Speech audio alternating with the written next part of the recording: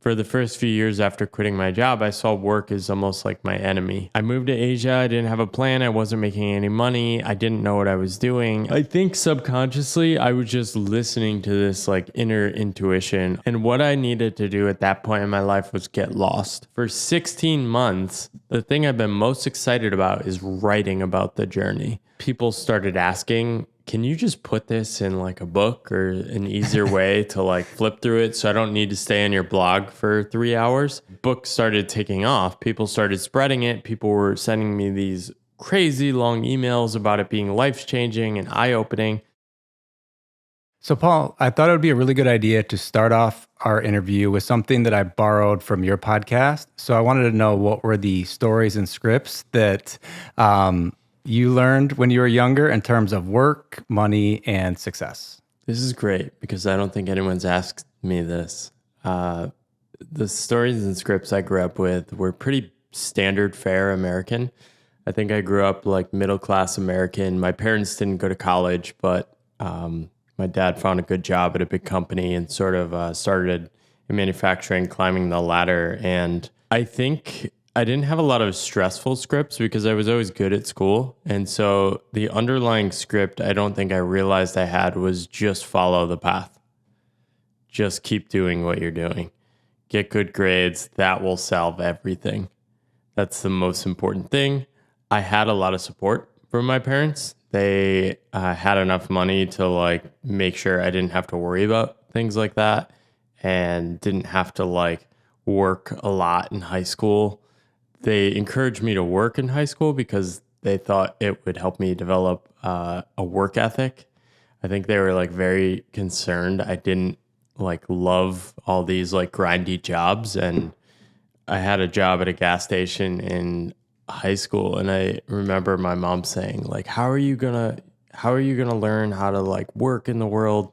And so going out in the world, I think over the next like 10 plus years of my career, I followed very prestigious jobs. And I think one thing that actually enabled me to enjoy those more than my peers was that none of that was like part of my script growing up. I never had to make tons of money. It was literally just like make enough money, stay employed, follow the herd basically. And so that was sort of the underlying script behind everything.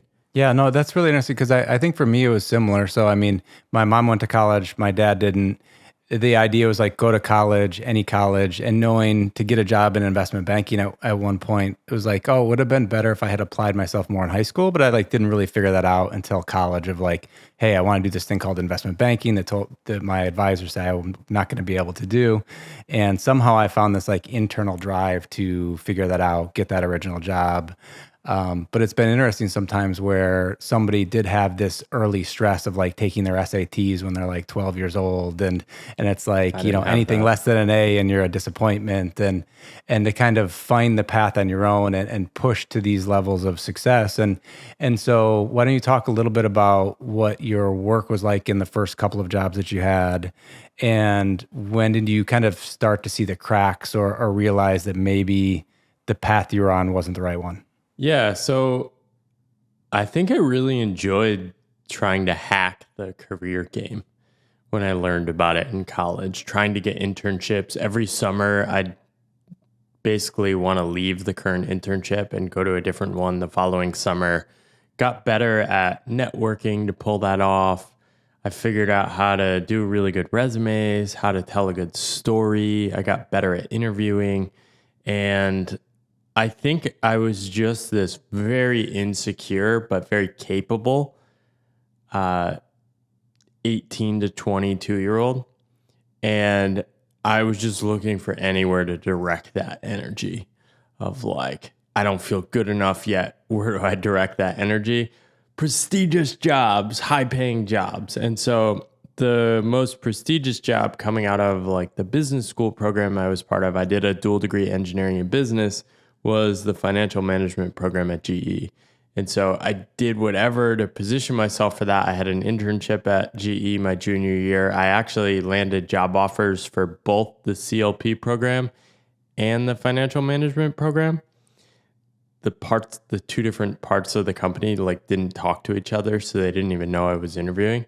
I took the finance job, but secretly I had been applying also for all these consulting firms out of the University of Connecticut.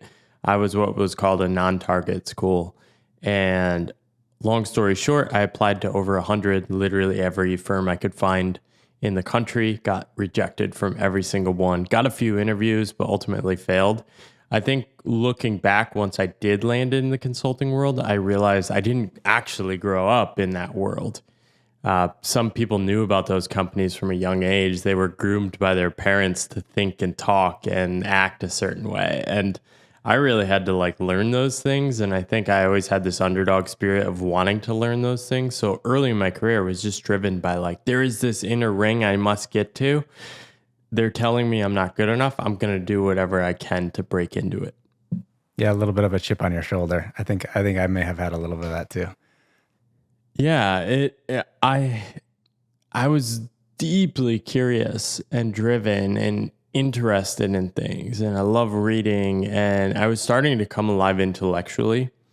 And I just felt like the jobs I was in, especially at GE was not a place to like dream big and be creative. I had the sense that these jobs like investment banking and consulting were going to be far better for me. And I think that was actually right. People dunk on these jobs, but these jobs are actually amazing if you're a hyper curious, learning oriented type person. Uh, Consulting was so great compared to GE when I first started in it. Learning so much, working on fast paced problems, challenged and pushed in a way I'd never been pushed before. And so I really loved it at first. But talking about the scripts, I didn't have a lot of scripts about what I was supposed to do in the world.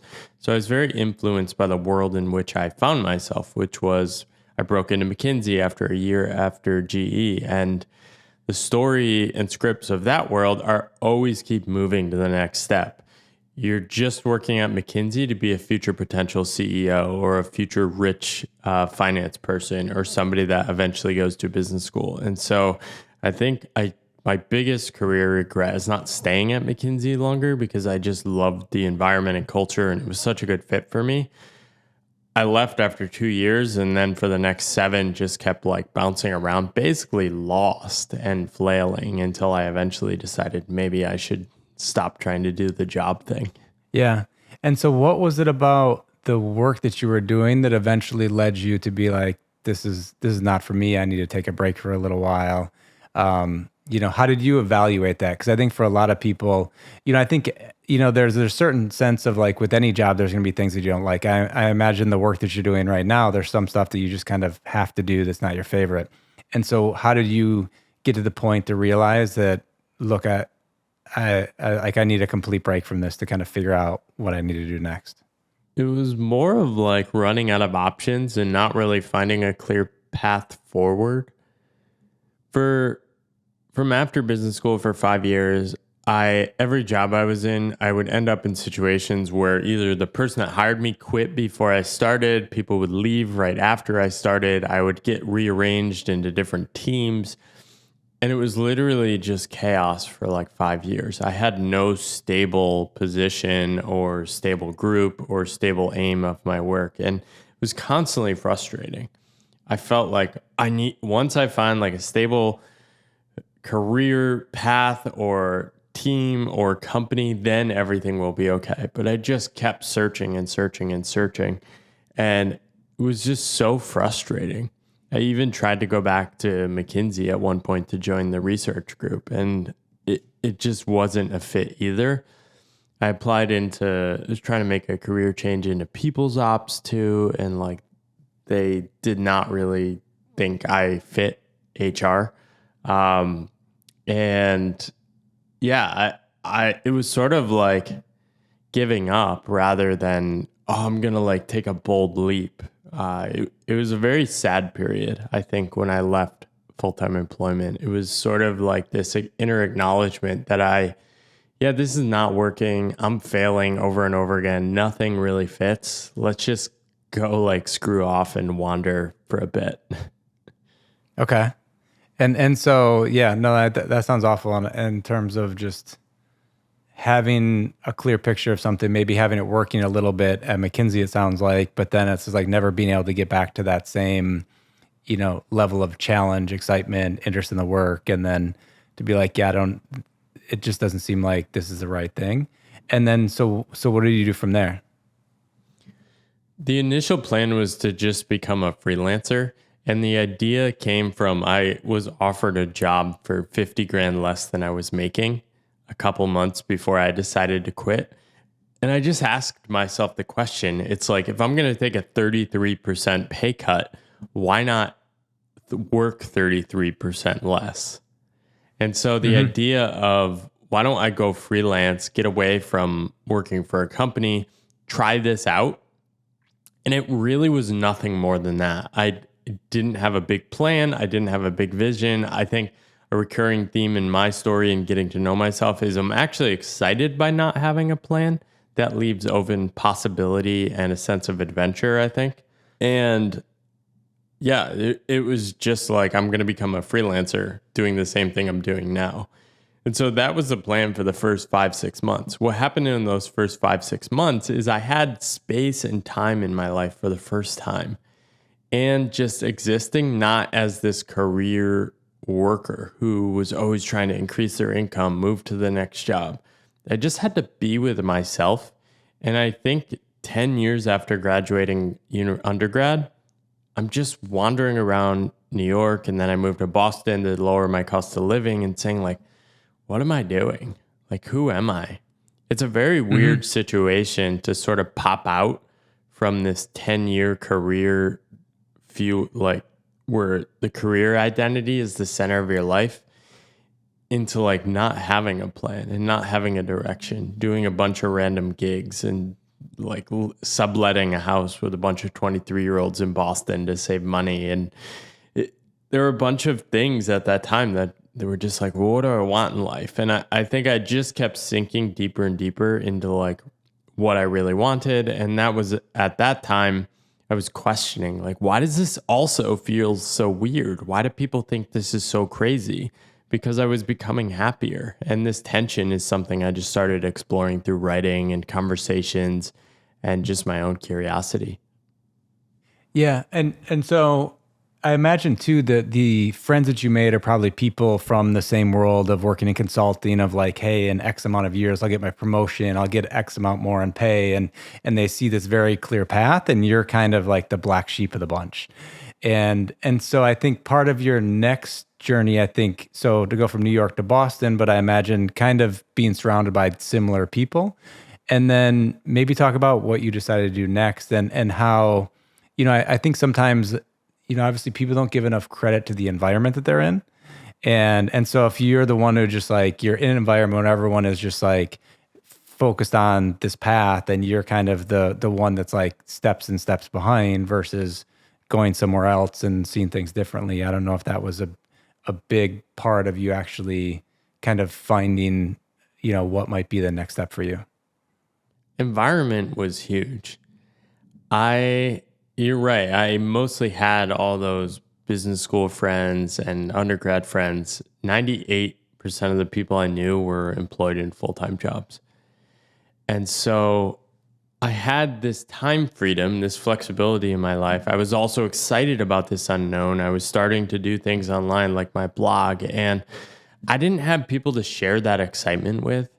And so I realized I need to actually prioritize this friend making above everything else, above making money, above literally any concern. I need to find the others. Because I think for me, I grew up in a big family, and I like needed that group, that core group of people. And so in Boston, I started meeting some new people through meetups. I ended up going to this conference where I met a bunch of people. Through them, I met other people. I ended up going to another conference called World Domination Summit. This was in Oregon. It used to be hosted by Chris Gilbo. He wrote a lot of stuff about unconventional paths and travel, and met a bunch of people there, met a couple really good friends who have remained friends for years there. And from there, I started meeting new people. I started getting this idea of like traveling and working. It hadn't occurred to me before I left my job. So I did a 1 month trip to Asia. And on that trip, I landed a freelance gig right before I left. And I didn't really want to take it that bad. So I just said, like, screw it. I'm just going to tell them I'm going to Asia.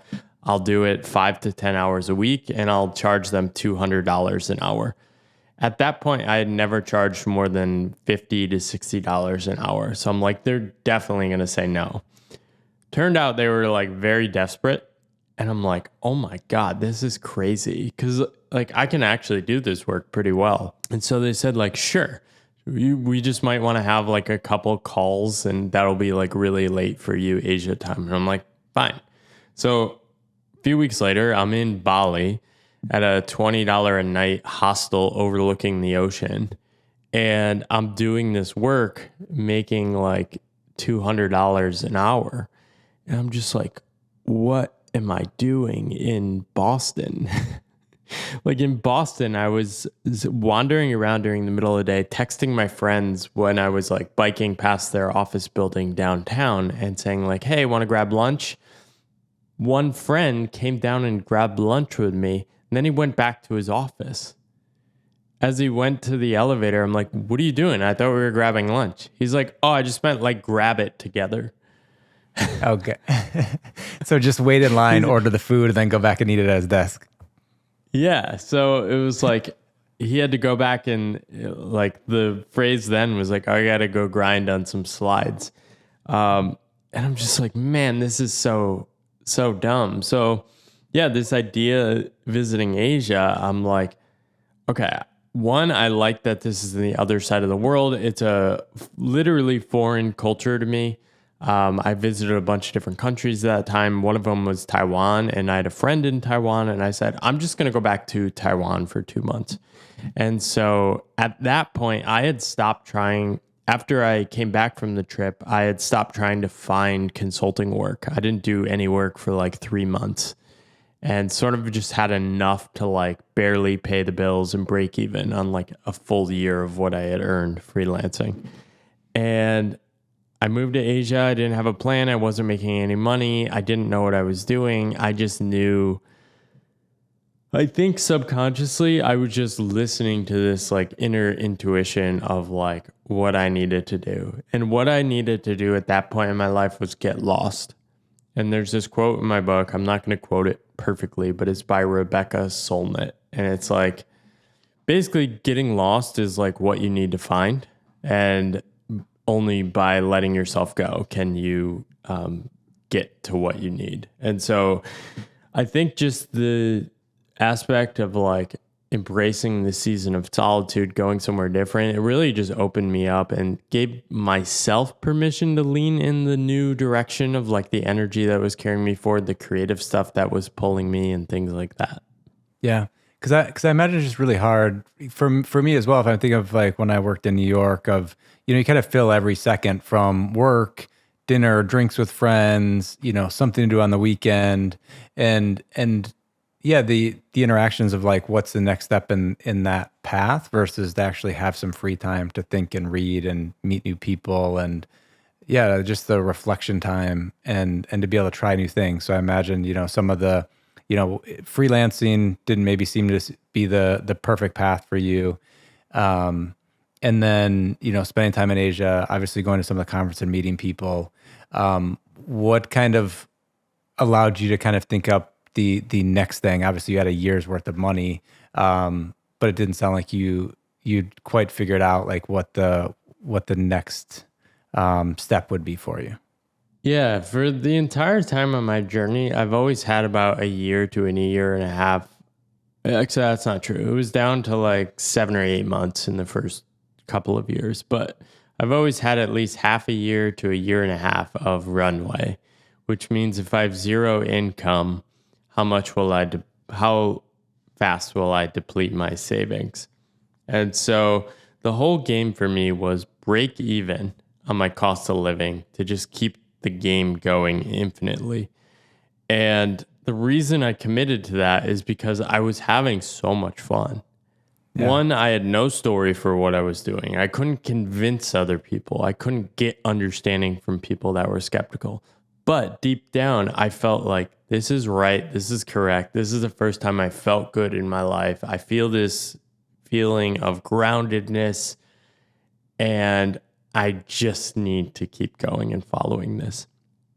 It's pretty much exactly how I still feel now. I don't quite know what's next. I don't quite know how I'm going to keep funding it, but it's like I must keep going on this journey. And so, yeah, from there, I was not really doing anything in Taiwan. I started writing most mornings, and one morning I just sort of like came to this realization like, oh, wow, for 16 months, the thing I've been most excited about is writing about the journey or writing about my thoughts on work. But I never saw that as a realistic thing to do in and of itself. The writing was always for this idea of, okay, maybe this will help me get freelance clients. But I was spending way more time on the writing than the freelance stuff. The freelance stuff, I would procrastinate until the last minute. Yeah. And Yeah. I just wasn't energized about it. It was so painful.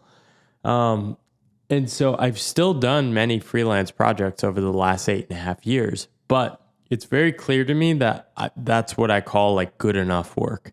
It's like, okay, I'm good at it. I know how to do it, but I'm never going to take a project that requires like a year-long commitment or like a weekly commitment. It has to be a finite fixed project that can end, because the goal is always to get back to the creative work and the writing and things like that I actually want to work on. And then when did you actually realize that there was a way to make money from writing? I didn't. That was never the goal. Okay. The goal was to protect the writing because it was so enjoyable and fun. And it had this effect of like bringing people into my life, which were becoming friends. And also, I was making sense of my journey along the way. So I was getting this like self-psychological richness, maybe you call it self-transformation that was occurring through my writing. And so I just wanted to do the writing because it was enjoyable and it felt important. I decided to write my book in December 2020, mostly because I had just written so much about work that people started asking, can you just put this in like a book or an easier way to like flip through it so I don't need to stay on your blog for 3 hours? And so a few people asked for that in a couple of weeks, and I decided that would be fun. So I set off to write a book for the next 14 months. During that time, I was doing other stuff to make money.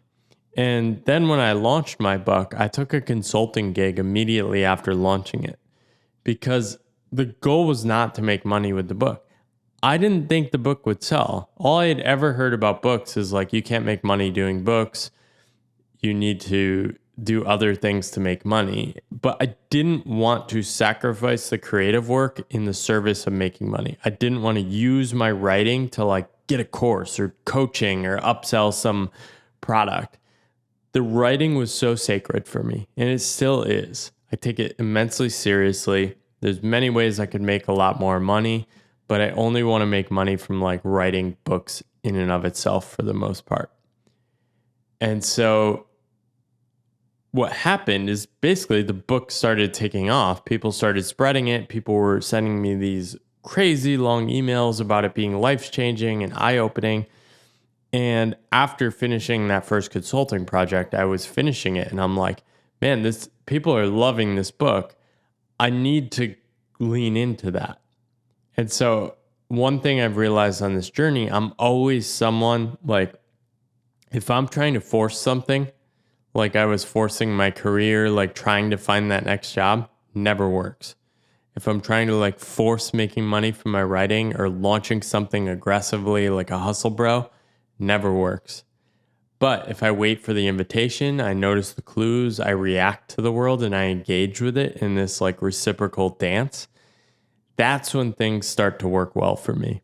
The challenge with that is like, often it involves like a lot of waiting or a lot of sitting with the unknown and not knowing what's next, not knowing if when money will come or if it will come and things like that. But the most interesting choice for me has always just been leaning into that uncertainty. It's like, that's fun. I'm excited. And it's the opposite of what like everyone does in our world, which I've tried and it's just so boring. Yeah, no, I really like that because I think I heard you on you were interviewing someone else in your podcast and you were talking about launching your book. You're like, yeah, I think I sent an email to my email list and one tweet, which is like, well, the project's done.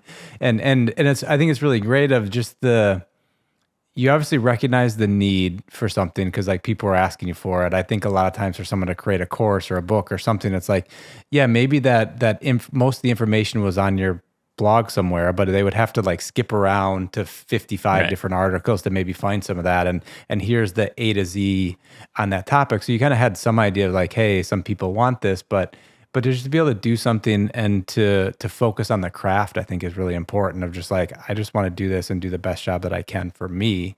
And I think that, maybe that's part of the reason that the book is done so well and so many people have liked it is that you had that attitude as opposed to somebody who was like, I'm sure you get ads or something for like, write a book in a weekend or something like that and like use it as a lead magnet to sell some high ticket thing. And so like that's a very different book that someone put, as little effort as possible to hope that you buy it and then buy something expensive where you just wanted to document your journey, practice the craft of writing, and really share all the experiences you had over, the last couple of years. And I think that the fact that you did that probably is the reason that it resonated so much with people is you were so like open with your journey as well as the effort into like how to make sure this is well written.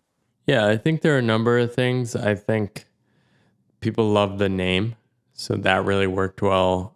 I think the timing was great. And yeah, I basically poured my heart into it. I put forth the best book I could in the most honest and most real book. Most popular nonfiction books are so boring to me. Like there's nothing at stake. People will present to you many lessons of how to do things, and they might include like a small story in the introduction because like that's what you're supposed to do. But the story has nothing to do with like the rest of the book. And then there's all these moments at many points where it's like, just tell me what you actually think. What are the trade-offs you're making? What's at stake for you? Because I think the interesting moments in life are the trade-offs, Yeah. the hard choices when you have to pay a cost. And we live in a world in which so many people have this insecurity of not being enough, always needing to do more to be seen as a good person to themselves and by other people.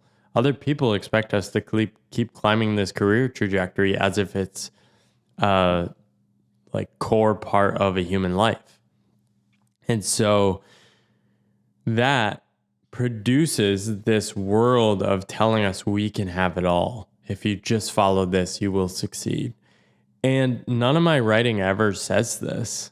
It's always consistent. It's like you can follow your heart. You can follow this intuition of a path that feels right. But I have no idea if you'll be able to make money. I have no idea if people in your life will love you or respect you. I have no idea if you'll even be happy with where you end up. But it might be worth it. Yeah. It might be worth it because what you've experienced on this default path isn't working for you, right? And everyone knows that feeling of a life situation that is not working. Live long enough, at least, you will know what that feeling feels like. And so the courage isn't in going away from that. The courage I find is actually once you step away from it, continuing to keep searching and trying despite not having any evidence of progress or success. Yeah.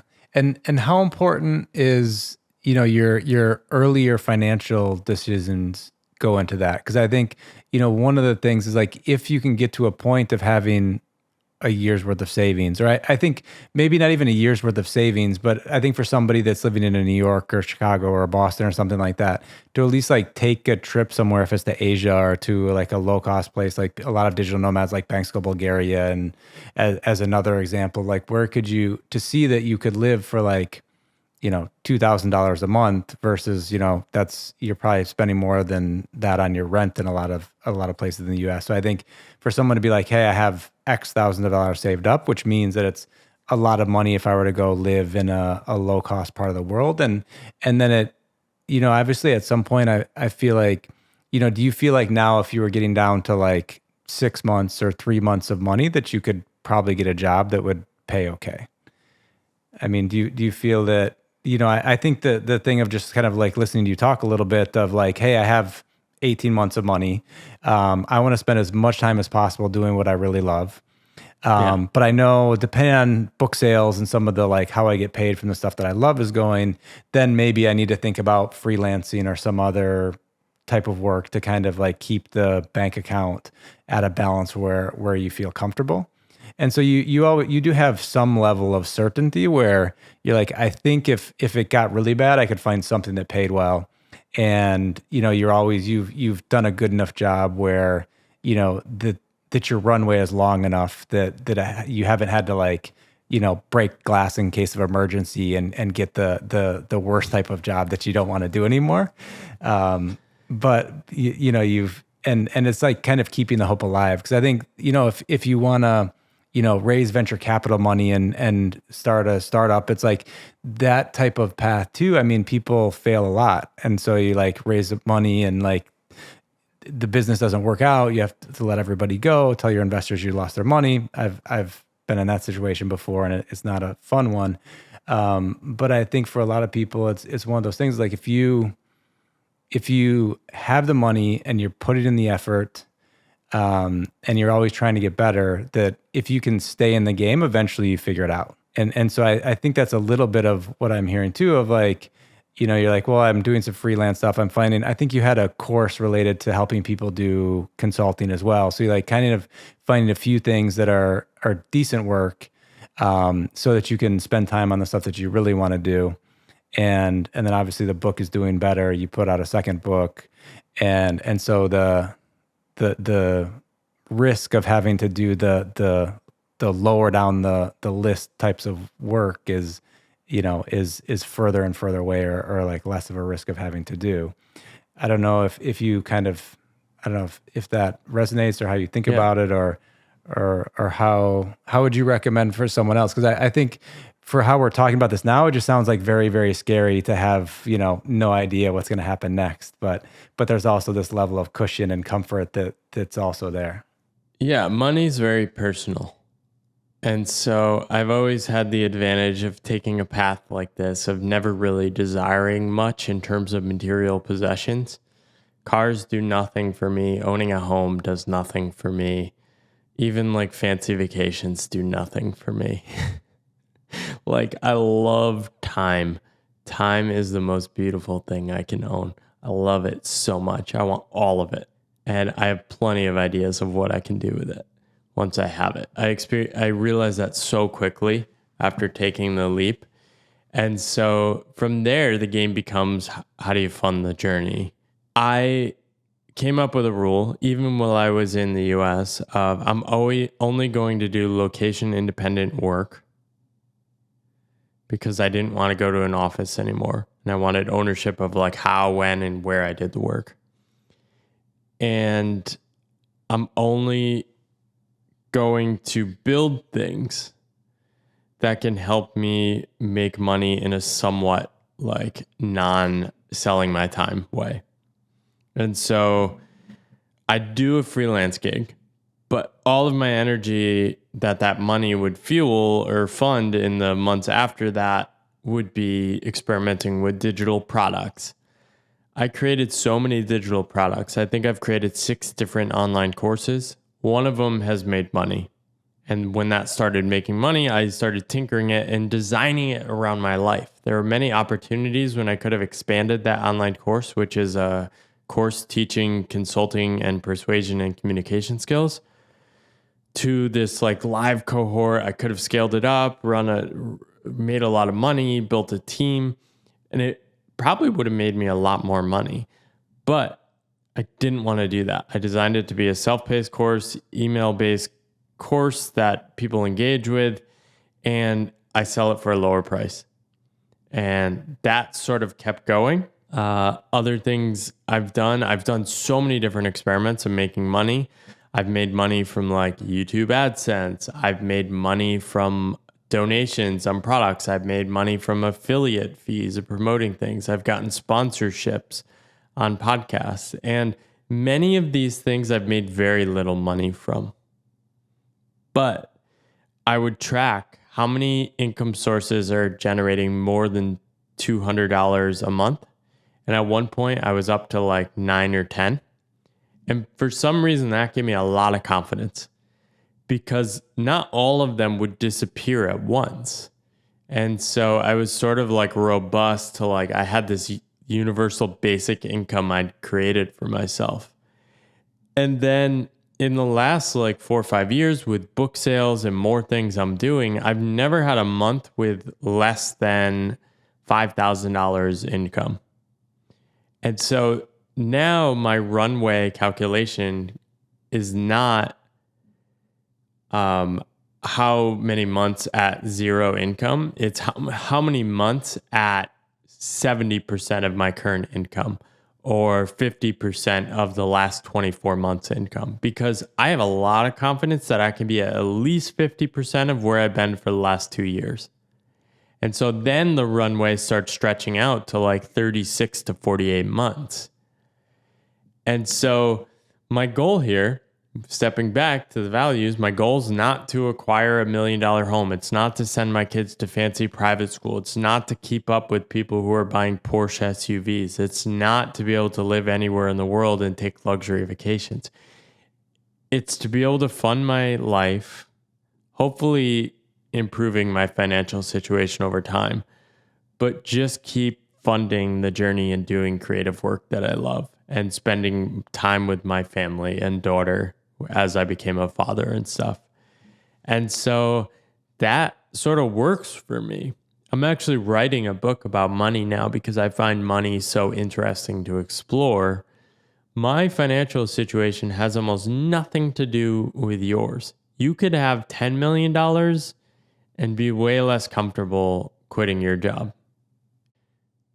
And so I don't look at somebody's financial situation and be like, oh, they should be able to do it. I'm projecting my feelings and my emotions and my insecurities onto that person.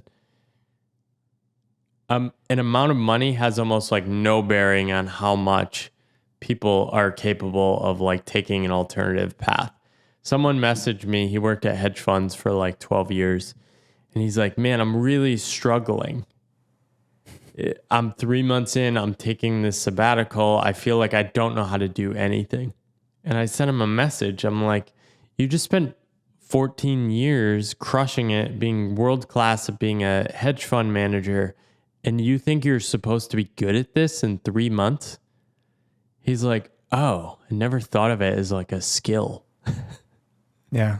And it's like, yeah, you're living a completely different life. Why do you think you'd be good at it? Yeah. He's like, oh, wow, that is such a relief. Yeah. I think with anything I think, if somebody that's worked somewhere for 5, 10, 15, 20 years and are kind of an expert in that realm, it's like, if they want to make a big drastic change they have to kind of have the beginner's mindset again. You know, it's like learning a foreign language or something where you're going to say something stupid. It's just that it's bound to happen. And, it's like if you're going to create YouTube videos, you're going to create some really crappy ones. And I think people want to compare their first day to someone's day like 1038 as opposed to, the first day for somebody else. One of the interesting things with YouTube I like is you can sort by the oldest videos. And so that's what I always encourage people to do if they're starting a YouTube channel, because instead of saying, hey, what is this person's content look like right now? It's like, no, what does their first video look like? And all of a sudden you're like, My oh, old videos are so I bad. can, it's like, I can do better than that. And it's like a little bit of a boost of confidence of like, okay, I got to put the reps in with this too. Do you think that I mean I think that's somewhat of a trap too. It's so hard. I mean, even in my space of like online writers, there have been people that have entered the scene in the last 3, 4 years and spent hundreds of thousands of dollars of their own capital or funding from like other income sources they have or personal wealth and just bootstrap massive audiences. And so these people are increasingly hard to compete with and suck up a lot of energy. I do wonder sometimes if the like long game just keep slowly improving approach can work. I think it can because most people end up quitting and you can end up with really cool stuff over a long period of time. But I think it is increasingly hard to have early success doing that. Whereas that might have been more possible 5, 6 years ago when I was doing it. It's Yeah. yeah, the whole creator ecosystem is just becoming like more mature, and you're having these people who are essentially like grade A, like default path players taking advantage of like the nascent opportunities in this space and like thinking like a business rather than a human. It's very hard to compete with these people.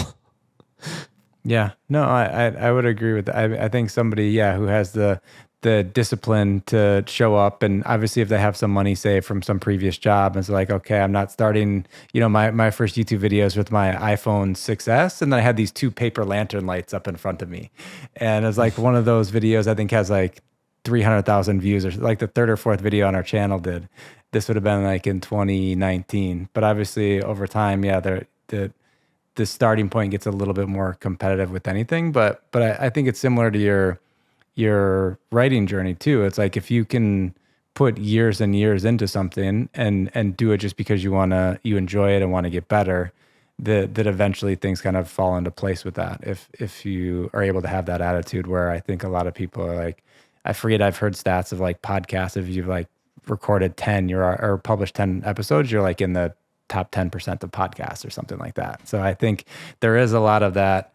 There is some people that, come into something with a lot of money and obviously like the consistency and work ethic and everything. And then the other end of the spectrum of people that, do something for a couple of weeks and realize that, it wasn't quite as easy as what they hoped it would be. Yeah, I am on the spectrum of seeing this as a creative path and not expecting to make money. I think a lot of people see people making lots of money and come into it now because they want to make money. They see top podcasters making millions of dollars, but they don't want to see me doing like 200 plus episodes over 7 years and not basically breaking even. I did some sponsorship a few years back, but not really making much money. And it's very hard to keep going. This is why I've embraced this thing I call like find a mode, not find a niche.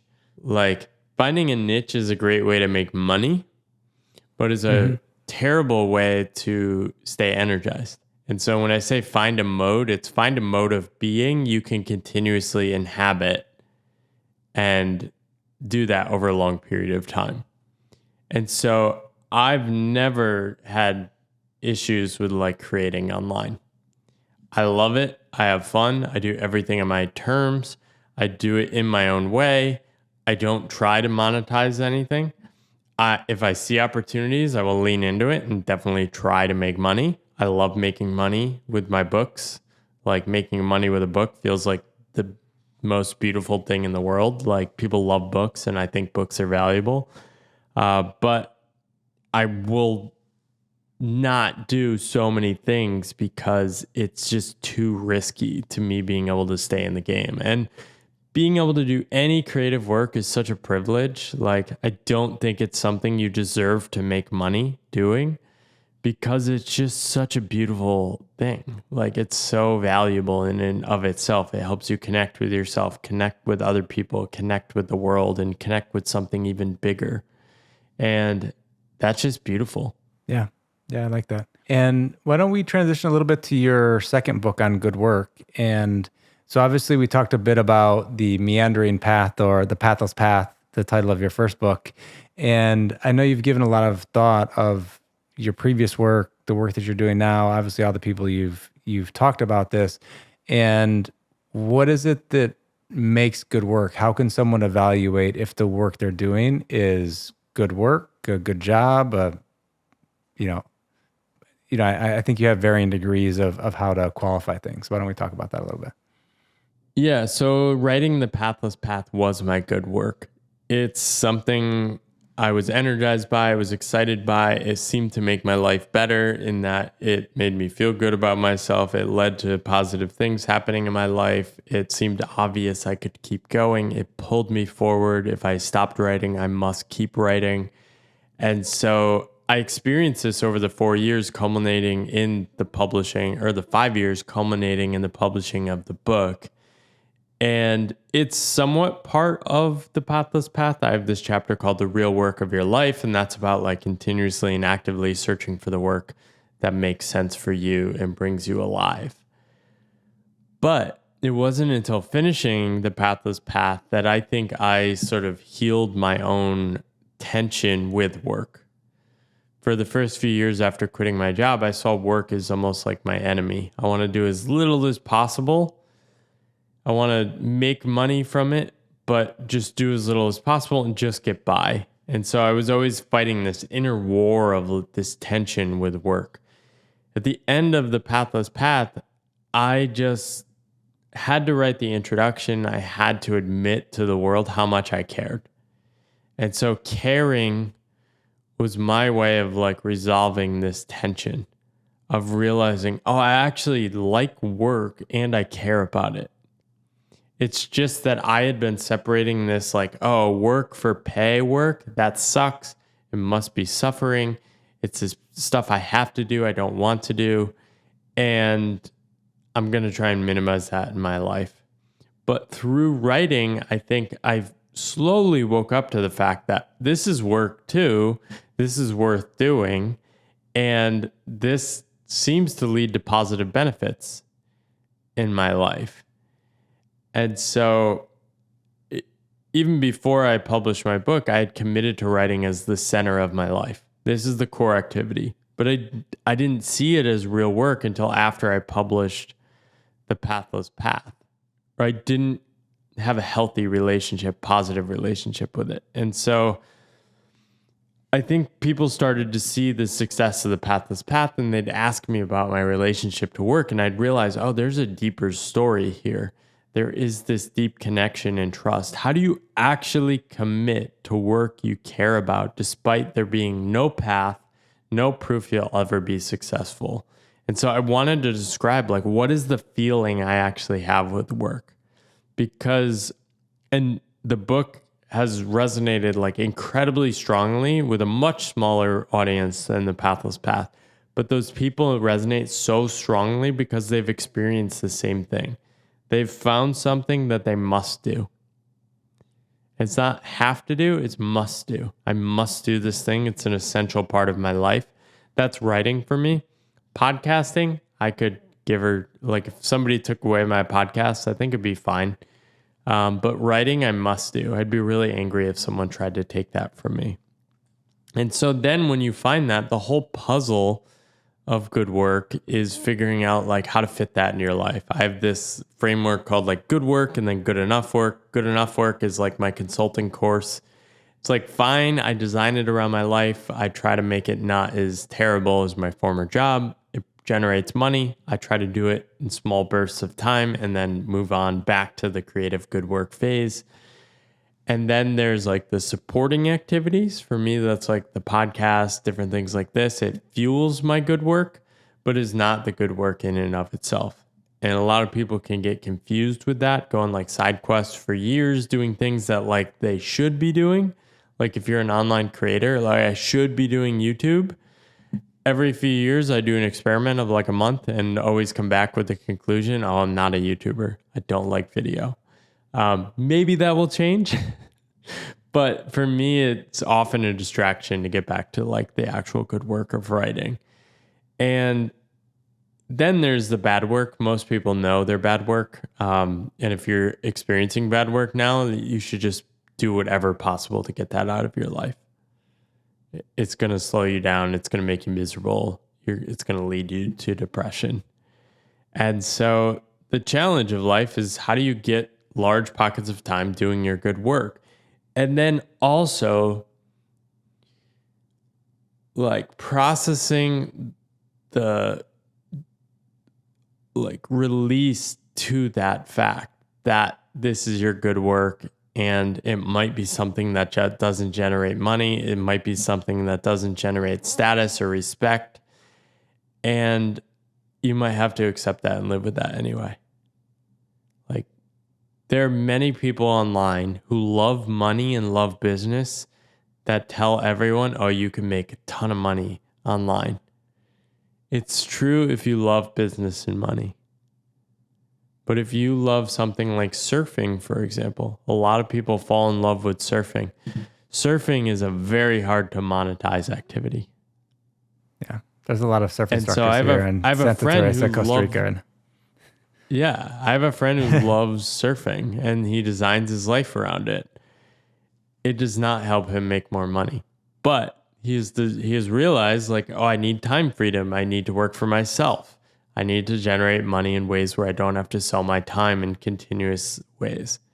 And so your good work, no matter what it is, it sometimes can make money, sometimes doesn't, but it gives you constraints to which you can then design your life around that, because you say, this matters, I'm going to protect it, and I'm going to build my life around it. So could that in that case be a hobby like surfing or some other activity if you like some type of artwork and you're like, yeah. Parenting, artwork. Yeah. I think these things choose us. We don't get to choose them. Yeah. Writing can be a very valuable activity. Like, it can give you status in certain circles. But in like my broader world of like family and old friends on the default path, like my current path doesn't give me much status. I'm like the poorest business school graduate from my class. And it's it's hard. I sometimes, like, I know what I'm capable of, like working career wise. Sometimes wish, like, man, it would be nice to like be making the money of like some of my former peers. But how did you talk about, like, on the on the positive side, why don't you talk about why writing? So what is it that after all of this journey that you're like, I would like to spend as much time as possible writing? What is it about that process that is good work for you? I think for me, the cool thing about writing is that to write well, you can't write all the time. And so I am a very like calm, relaxed, slow person. I like to contemplate. I like to take long walks. I like space in my life of non-doing. And so the best way to write is to do a lot of the things I naturally do in my life. Seek out friendships and conversation. Read a lot. Think a lot. Contemplate a lot. And then continuously write most days. Now, I typically never write more than a few hours a day. I rarely write more than 4 or 5 days a week. And so it fits nicely into my life. I can also do other stuff. And it's sort of this central anchor which helps me do all these other things that fit into an actual life I want to live. So that's one thing. I think two, early on, was just making friends. It is the greatest tool in the world. If you're actually honest and writing in a way that's genuine and true to you, you'll attract people that are similar to yourself or are curious about similar ideas. And so I just am so lucky that I get to meet people through my writing now all over the world. Anywhere I go, I can like meet people. At the beginning, I had no friends, and it all came back to that. And so that's still a motivator for me. And 3 is just the sense making. It's like I've really struggled the past few years, like becoming a parent, trying to fit work into my life in a more structured way. the changing dynamics of like social media and the internet and the flood of like hustlepreneurs exploiting every last edge of the internet. It's like, it's been really hard for me. I've been really struggling, and writing helps me make sense of that. When I come back to writing, I come face to face with the fact that I don't actually know what I think sometimes. We all have thoughts in our head that are like half baked. When you start to put them into writing, you realize how dumb your head thoughts are. Yeah. And so it forces clarity of thinking and clarity in the choices I'm making in my life. Yeah, it's interesting. I would say the same thing about speaking in my sense. Sometimes just having a conversation with someone, it's like saying something out loud is like, oh, I guess I never thought about it that way. And so sometimes that's a way for me to process things. Then also by creating video or creating a podcast can have kind of similar effect of, you know, as a great way to meet like-minded people. Like if you're, I think in all of those cases, if you're willing to struggle with an idea, put it together in some form and share it with the world, that it's a really good way to find like-minded people. And I think with people with so many diverse different interests, it's hard to maybe run into them at the street or at a meetup or somewhere locally. But if you kind of put that stuff out into the world, that you can find those people at least online, and then eventually have the chance to meet some of those people in person. Yeah, definitely. It's conversations are a powerful medium too. I think getting in conversation with somebody that can actually explore ideas and thinking and isn't stuck in a certain way. I like to think of people as either question people or answer people. And so answer people have an answer already. They know what to think about everything. They know what's popular. They know what they think since they've been like 4 years old.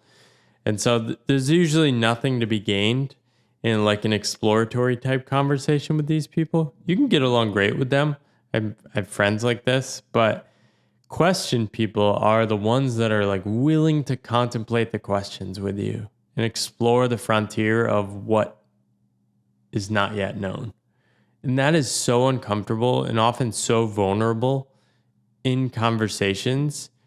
But yeah, it can be just as powerful as writing. I have this idea of like the conversational nature of reality from David White, who's a poet.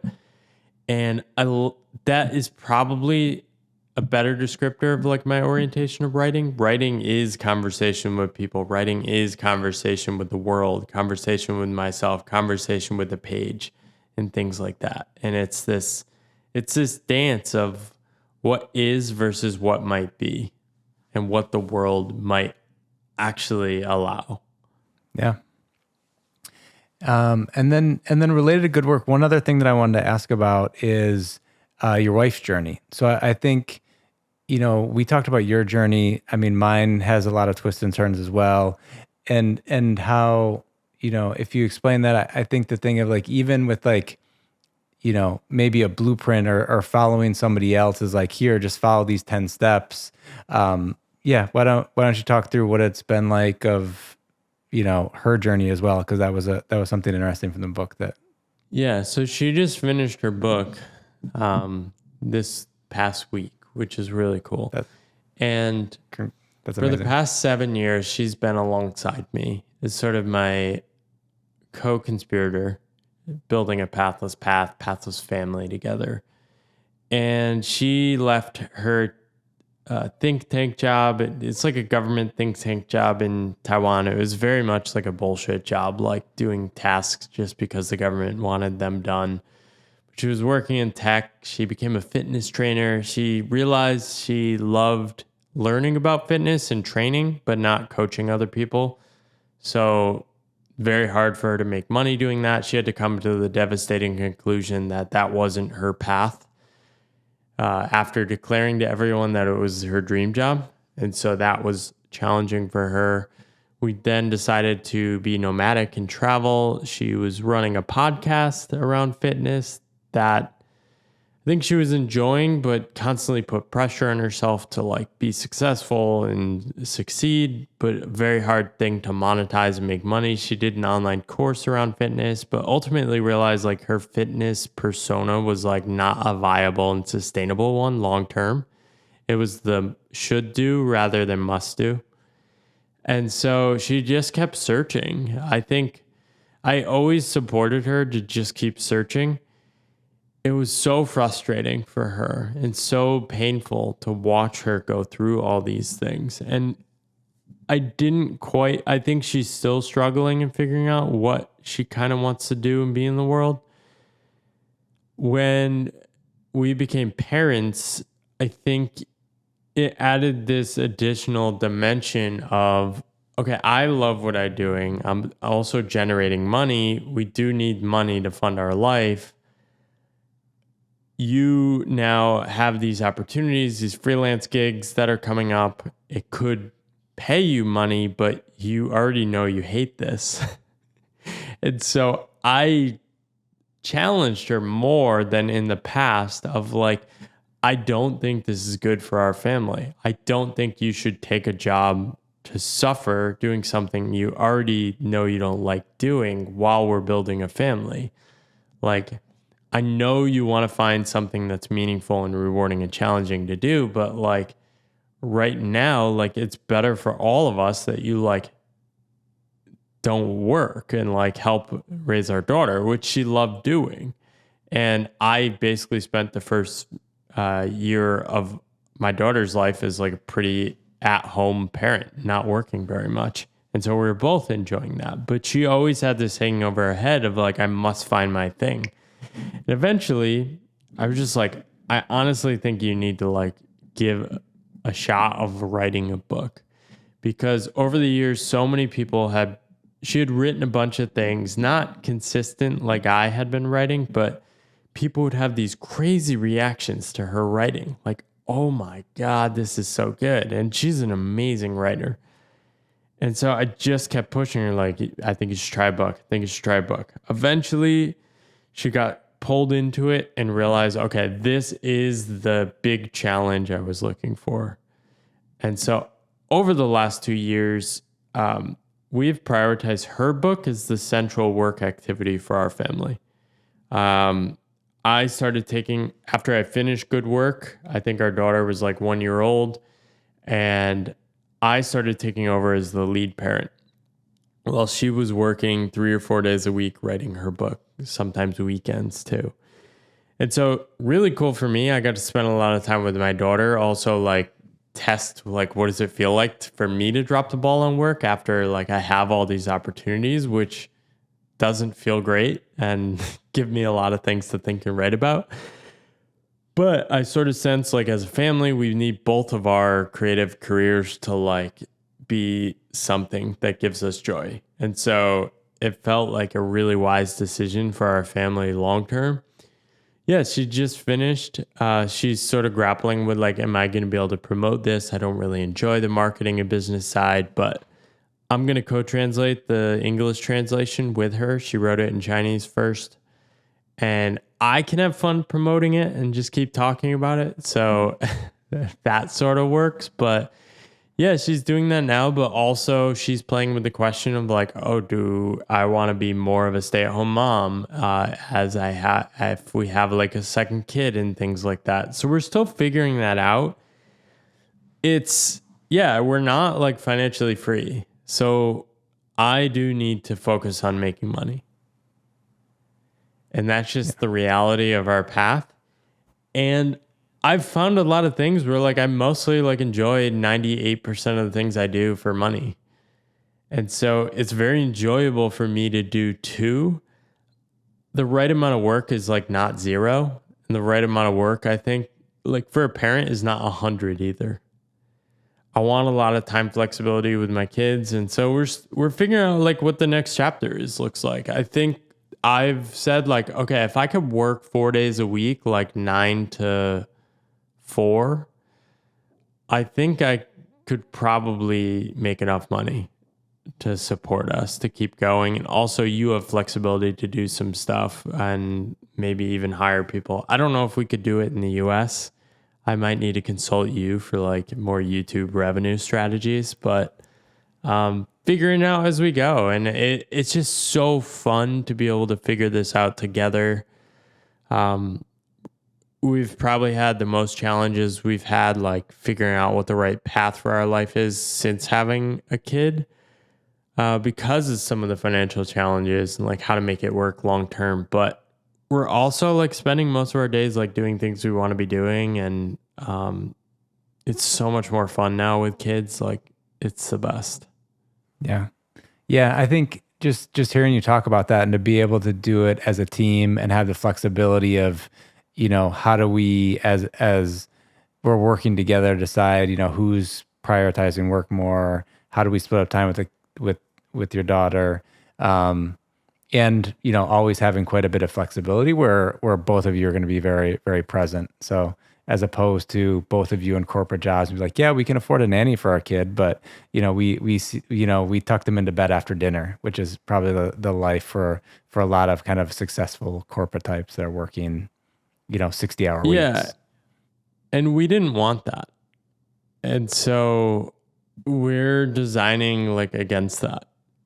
I think we do realize we probably need some support. We've had a lot from like Angie's parents over the last year, but I don't know if that's sustainable with two kids.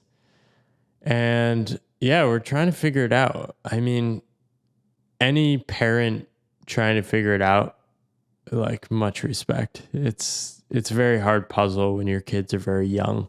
They need a lot of your attention, but that attention you're giving them, it's very hard to do that and balance everything else you're doing. And so it's a constant puzzle, but it's also just a gift. Like, man, little kids bring so much joy to your life. It's just the best. Yeah, I can imagine, and then having the time to spend with them is obviously very very important. And so in closing, I wanted to ask you, something you explained of like, what recommendation do you have for somebody to just as parting words to figure out the work that they must be doing as opposed to what they should be doing? Because that was something you kind of just hit on a little bit ago. And I think that's a good way to look at it. It's just like, there's no way that I can not do this. The same thing of like, you'll have to pry my pen out of my hands to keep me from writing. Like how can somebody find that in their life? I think the biggest barrier for people is they don't quit more things. Quitting has this notion like it's bad. You should tough it out. You got to learn how to do this. You got to put in longer work. You can't leave a job before 5 years. We have all these psychological barriers to like quitting things as fast as possible.